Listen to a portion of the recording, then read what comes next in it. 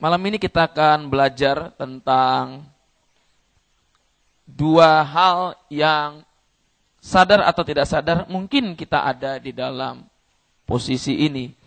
Tema khotbah malam hari ini adalah penggemar atau murid. Seorang pengkhotbah menulis satu buah buku, Pendeta Kyle Riles, bukunya saya beli. Menulis sebuah buku dengan tema bukan seorang fans, tapi seorang pengikut atau murid. Saudara, kita coba melihat apa sih yang dimaksud dengan pemahaman fans atau penggemar atau pengagum dari Kristus Yesus. Kelompok fans atau pemahaman fans atau pengagum atau penggemar yang ada dalam Alkitab itu sering ditulis dengan ungkapan sebutan orang banyak. Ketika Yesus dikatakan berjalan orang banyak mengikuti dia, kita bisa identifikasikan mereka adalah orang-orang yang kagum, orang-orang yang takjub, orang-orang yang mengagumi Kristus. Kelompok ini hanya mengagumi, hanya menyukai, hanya menggemari Yesus, tetapi tidak punya komitmen untuk mengikut Yesus atau menjadi seperti Yesus. Kemudian kelompok yang kedua adalah kelompok murid. Kelompok ini bukan sekedar mengidolakan Yesus, tetapi mereka berkomitmen untuk mengikut Yesus dengan jalan meneladani sikap dan ajarannya. Orang-orang yang menjadi murid adalah orang-orang yang dengan sukarela meninggalkan segalanya untuk mengikut Kristus. Kita coba untuk memahami, mendeskripsikan apa itu penggemar Kristus. Ciri-ciri yang pertama adalah orang yang menjadi penggemar Yesus atau fansnya Yesus adalah mereka yang suka melihat tanda-tanda yang Yesus lakukan. Saudara, orang yang menggemari Yesus, orang yang menyukai Yesus dalam konteks ini adalah orang yang suka melihat hal-hal ajaib yang Tuhan kerjakan. Hal-hal ajaib yang Tuhan lakukan. Hal-hal ajaib yang dia lihat. Contoh paling gampang seperti ini. Orang seperti ini merasa penting kalau dia menjadi saksi dari satu perbuatan ajaib yang Tuhan kerjakan. Dan dia mengidentifikasikan diri sebagai satu bagian dari kelompok orang yang eksklusif, yang diberi kesempatan melihat perbuatan ajaib Tuhan. Hingga orang seperti ini selalu mencari-cari di mana ada KKR, di mana ada mujizat. Dia nonton, kemudian dia menjadi juru warta atau reporter bagi orang lain menceritakan tentang perbuatan Tuhan. Wah, seperti ini. Saya hadir loh waktu itu. Saya nonton loh waktu itu. Orang seperti ini adalah orang yang ingin dimengerti, dipahami bahwa saya ini orang yang haus untuk melihat mujizat. Garis bawahi kata-kata melihat. Saudara, berapa banyak dari antara kita ketika KKR kita lebih suka nonton daripada kita untuk masuk dalam hadirat Tuhan. Betul nggak? Betul nggak? Berapa banyak kita suka nonton, kita ada KKR di mana kita mau ikut. Tidak salah, namun jangan hanya jadi penonton, jangan hanya jadi reporter, tapi engkau juga harus mengalami itu. Amin. Amin. Amin. Yang kedua, ciri dari fans atau penggemar adalah mengikut Kristus karena berkat. Yohanes 6 ayat 26. Mari kita lihat ayat ini. Yohanes pasal 6 ayat 26. Yang pertama tadi, dia suka nonton. Nonton itu ya nonton gitu. Oh, KKR ini bagus, yang khotbah ini bagus. Ya sudah, dia nonton dari jauh, tadi diceritakan. Dia gak dapat apa-apa, cuman sebuah peristiwa aja. Mungkin menguatkan iman, tapi belum tentu menumbuhkan karakter dia. Matius pasal 6 ayat 26. Yesus menjawab mereka, "Aku berkata kepadamu, sesungguhnya kamu mencari aku bukan karena kamu telah melihat tanda-tanda, melainkan karena kamu telah makan roti itu dan kamu kenyang. Saudara percaya nggak gereja hari ini, saya nggak bilang gereja mana, gereja hari-hari ini banyak menyampaikan bahwa Yesus sumber berkat. Yesus adalah segalanya, dalam arti kebutuhanmu apapun Tuhan sanggup penuhi. Hingga suka atau tidak suka, dalam konteks seperti ini maka ada banyak orang-orang memandang Yesus sebagai supermarket sorgawi yang sanggup menyediakan apa saja.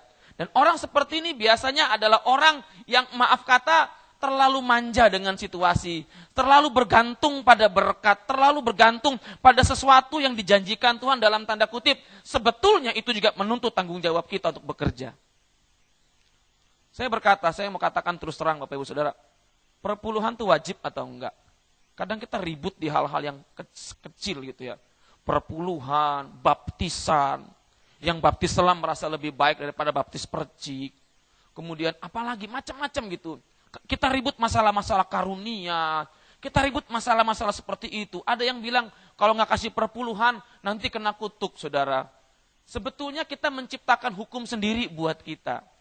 Kalau kita mau jujur sama Tuhan, perpuluhan itu terlalu kecil buat Tuhan, amin. Bilang kiri kananmu, perpuluhan itu terlalu kecil buat dia. Bilang, terlalu naif kita ribut hanya 1/10 dari berkat yang kita terima. Seharusnya kalau kita mengasihi dia 100%, amin. Amin. Bilang kiri kananmu, cepet persen. Kita ribut di hal-hal seperti itu. Kita ngasih persepuluhan motivasinya apa? Supaya kita diberkati. Oh bukankah kita masuk kelompok orang seperti ini. Yang ikut Tuhan hanya ingin diberkati. Kita ngasih persepuluhan supaya kita dipagari. Ada perpuluhan supaya ada belalang pelap diusir. Kenapa? Apakah Allah hanya bekerja, hanya sekedar ada pajak perpuluhan, baru dia usir semua belalangnya? Terlalu naif Allah seperti itu. Ngasih persembahan pun untuk apa? Ingin diberkati. Terlalu naif. Apa beda kita ngasih persembahan ke dewa-dewa tertentu? Oh kasih ini supaya dia berkati kita. Terlalu naif pemahaman kita. Bedanya mungkin kita sudah Kristen, kita ganti istilah dewa menjadi Tuhan Yesus. Motivasinya sama, supaya ingin diberkati. Ciri penggemar sebenarnya suka sekali mengidentifikasikan Tuhan sebagai sumber berkat. Perkara terbanyak yang dia ucapkan adalah saya harus diberkati. Tadi pagi saya bilang begini, saudara jomblo diberkati enggak? Arti kata berkat itu kan dipercaya. Kalau hari ini Yeriko diizinkan jomblo, Tuhan percaya Yeriko. Ketika jomblo dia lebih baik memuliakan Tuhan. Amin. Yohanes pasal 6 ayat 15. Mari kita lihat ciri yang ketiga dari seorang penggemar Yesus. Karena Yesus tahu bahwa mereka hendak datang dan hendak membawa dia dengan paksa untuk menjadikan dia raja. Ia menyingkir pula ke gunung seorang diri. Ciri ketiga adalah menginginkan kepemimpinan yang kuat dari Yesus untuk mencapai arah tujuan mereka. Saudara, banyak orang ikut Kristus karena punya agenda sendiri. Kenapa saya ikut Tuhan? Oh, karena saya ikut Tuhan, karena saya diberkati.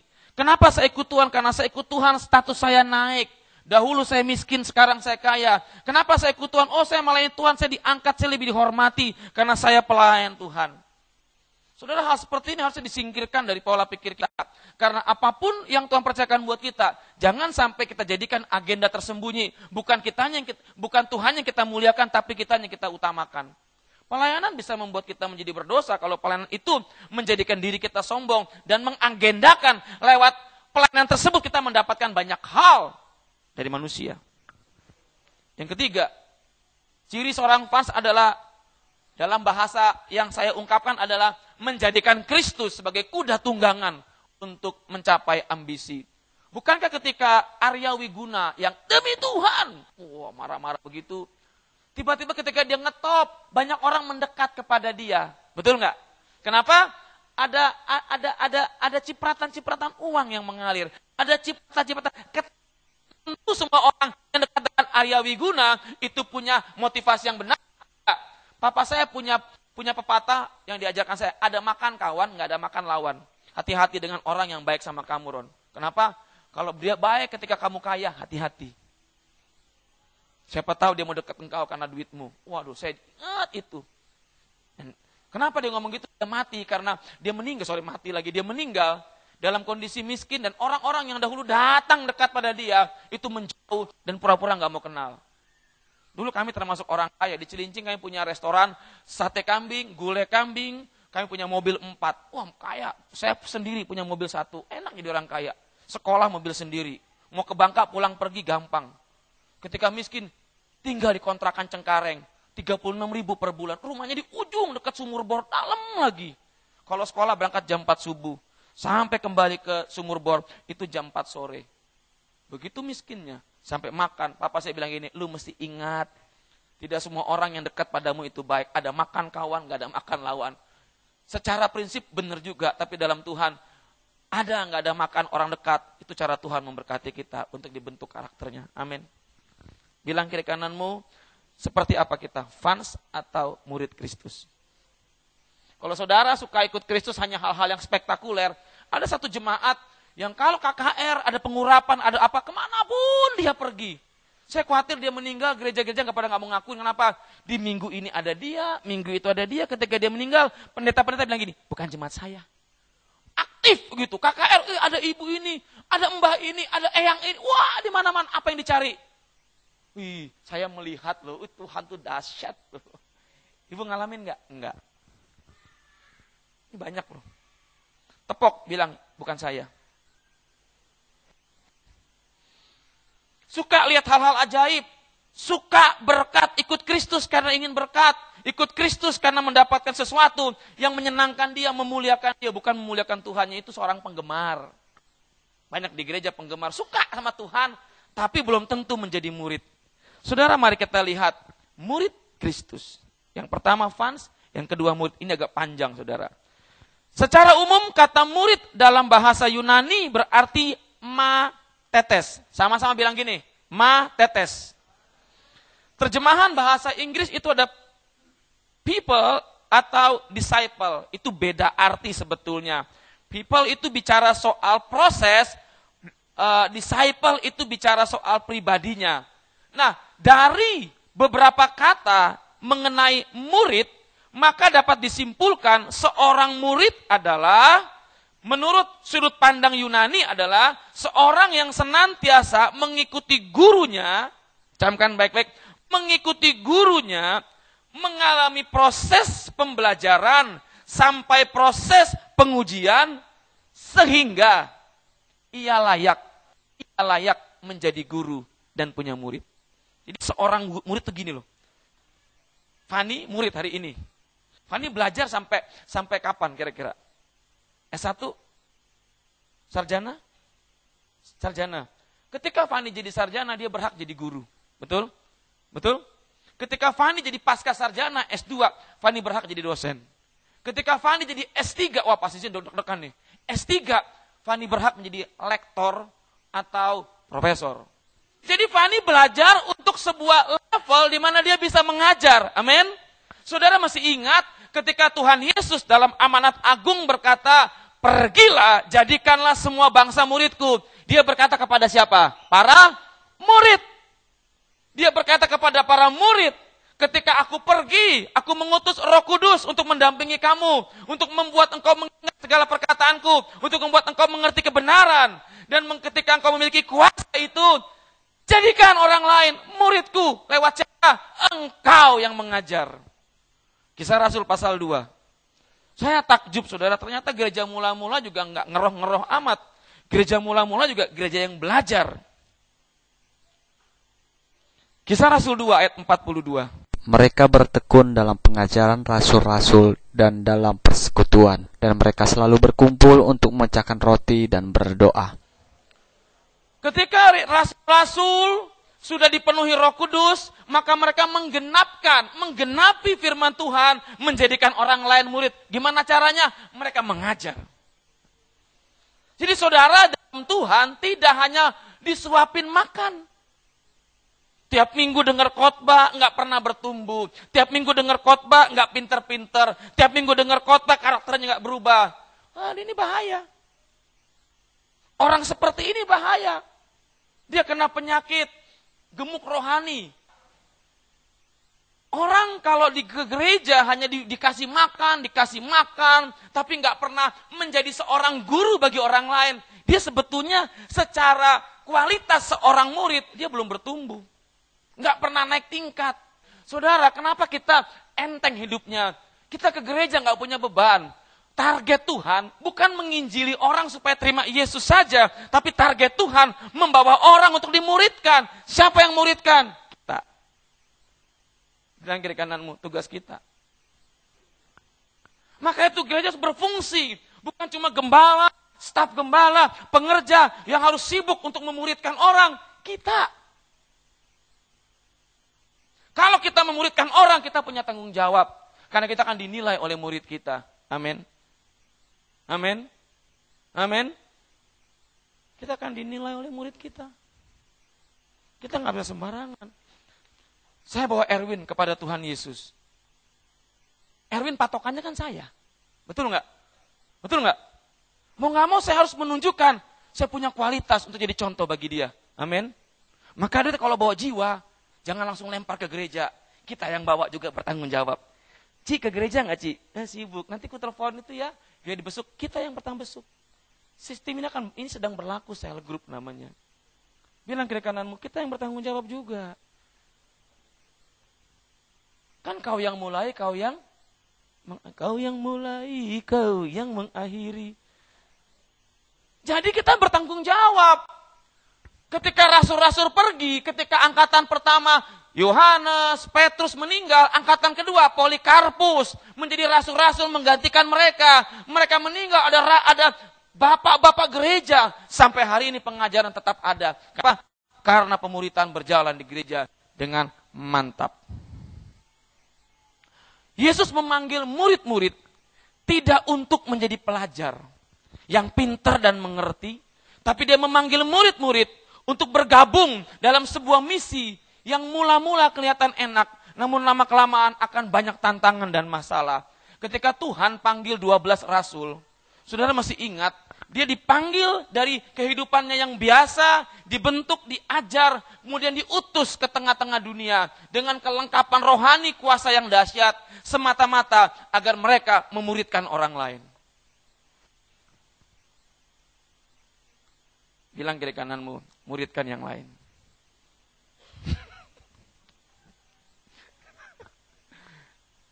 Bilang kiri kananmu, tepok, muridkan yang lain. Kalau kita seorang murid Kristus, kita akan memuridkan yang lain. Kalau kita penggemar Yesus, kita nggak akan muridkan. Kita yang penting terima saja, menjadi asoy saja, enak saja, nggak ada tanggung jawab. Kan penggemar seperti itu. Yang penting gua bayar, gua nonton, gua teriak, gua sukacita, gua pulang. Pengikut nggak seperti itu. Yesus memberikan satu metode dalam pemuritan. Yang pertama, come and see. Datang dan lihat. Ia suruh muridnya datang, lihat diri dia. Dia kenalkan diri dia. Yang kedua, come, follow me. Datang dan ikut aku. Yang ketiga, come and be with me. Yang ketiga, datang. Yang pertama, datang dan lihat. Kedua, datang dan ikut aku. Yang ketiga, datang dan bersama denganku. Yang terakhir, remind me. Ingatlah diriku. Ini satu hal yang luar biasa, saudara. Ed Silvoso bilang gini, salah satu metode pencarian murid paling efektif adalah membuka hubungan. Kita pikirannya kalau penginjilan tuh selalu bicara soal tempat nggak ada. Saya melihat penginjilan yang efektif tuh bukan saudara pergi keluar lebih dahulu, tapi kita mulai dari yang paling dekat lebih dahulu. Orang lihat kita, come and see, lihat saya. Kita punya kelemahan, betul? Setiap kita punya kelemahan, nggak ada yang nggak punya kelemahan. Kalau saudara nggak punya kelemahan, saudara hari ini sudah diangkat ke sorga menggantikan Henok. Henok turun, kita naik. Kita punya kelemahan, kita punya kekurangan. Para rasul punya kekurangan. Buktinya apa? Barnabas dengan Saulus berantem. Barnabas dengan Paulus, ada Silas dengan berantem. Kenapa? Ada perbedaan pola pikir, tapi itu tidak membuat mereka mundur dari Tuhan. Perbedaan pendapat biasa kok. Saudara, datang, lihat saya. Datang, kalau kau percaya saya, ikut saya. Ikut saya seperti saya mengikut Yesus. Amin. Datang bersama dengan saya, bergabung dengan saya. datang, ingat saya. Itu luar biasa, saudara. Luar biasa. Yesus mengubah para murid dengan meninggalkan mereka, hingga mereka dapat bergantung pada Roh Kudus yang supranatural. Apa yang diharapkan dari seorang matetes? Seorang yang menjalani proses belajar, di satu sisi diharapkan menjalani proses itu terus-menerus. Sehingga pada akhirnya akan membentuk mereka, mentransformasi mereka, agar mereka dapat dipakai menjadi berkat bagi orang lain. Selama kita diajar oleh Tuhan, diproses oleh Tuhan, kita juga mengajar orang lain. Maka dari itu, kita akan menerima dari Tuhan, kita bagi dari orang lain. Orang yang banyak membagi, gak pernah miskin. Nggak ada yang bilang amin? Pelan sekali. Saya ulangi lagi. Orang yang banyak membagi, gak pernah miskin. Jangan duit dulu ya, ilmu. Istri saya sering ngomel, papi ini suka bagi-bagi rahasia, gini. Iya, aku bagi hari ini, tuh aku pelajar lagi besok. Jadi yang kemarin tuh udah versi lama, aku punya versi baru. Aku mengupdate terus. Kalau saudara banyak membagi, saudara akan mencari yang baru terus. Maka dari itu, orang yang punya waktu di kaki Tuhan, dia bagikan hadirat Tuhan, dia akan terus cari Tuhan. Karena apa? Itu kebutuhan dia. Bilang sama-sama, orang yang banyak bagi, nggak akan miskin. Kurang keras sebelah sini. Orang yang banyak membagi, nggak akan miskin. Orang yang banyak membagi, nggak akan miskin. Di abad pertama, gereja mula-mula ada 5 karakteristik pemuritan. Yang pertama, memutuskan mengikut seorang guru, mengingat apa yang dikatakan guru. Yang kedua, yang ketiga, belajar cara gurunya melayani. Yang keempat, mengimitasikan hidup guru dalam dirinya. Yang kelima, memuridkan orang lain. Saudara, ketika kita dipanggil menjadi murid, kita mesti ingat targetnya bukan cuma belajar, tapi kita mengajar orang lain. Bukan cuma terima, membagikan. Bukan cuma hanya mangap, tapi juga membagikan. Bukan hanya terima pelajaran, tapi membagikan pelajaran. Gak harus pendeta. Setiap kita punya kesempatan hari ini, akses pengajaran itu begitu banyak. Seorang murid adalah seorang yang harus menyangkal diri. Seorang murid adalah seorang yang harus mau membagikan hidupnya buat orang lain. Itulah sebabnya di akhir bagian ini saya mau bagikan ada 4 perbedaan yang membuat orang berbeda antara murid dengan fans. Perbedaannya apa? Yang pertama, komitmen. Fans, penggemar, nggak punya komitmen. Murid punya komitmen. Dia tinggalkan segala sesuatu hanya untuk mengikut sang guru. Komitmennya apa? Yang lama telah berlalu, yang baru datang. Saudara, kalau mau jadi murid Kristus, engkau harus punya komitmen iring Tuhan. Sampai kapan? Sampai mati. Komitmen dengan Tuhan bukan caranya terima sesuatu yang menurut kita baik, tapi proses membawa kita pada hal-hal yang kadang-kadang kita nggak suka, itu juga terbaik buat kita. Saya pernah punya statement, 1000 kali kita berdoa, 1001 kali Tuhan tolak. Tuhan baik atau enggak? Karena tanpa kita berdoa pun dia tetap baik. Enggak terpengaruh dengan jawaban doa, dia tetap baik. Itu yang susah. Maka kalau nyanyi lagu, apapun yang terjadi, kita sih gampang nyanyinya. Lagi ketawa-ketawa. Coba lagi susah. Udah doa Tuhan gak jawab. Udah pakai ayat, pakai tenggang-tengking, pakai klaim, pakai minyak-minyak cepat-cepret, pakai puasa.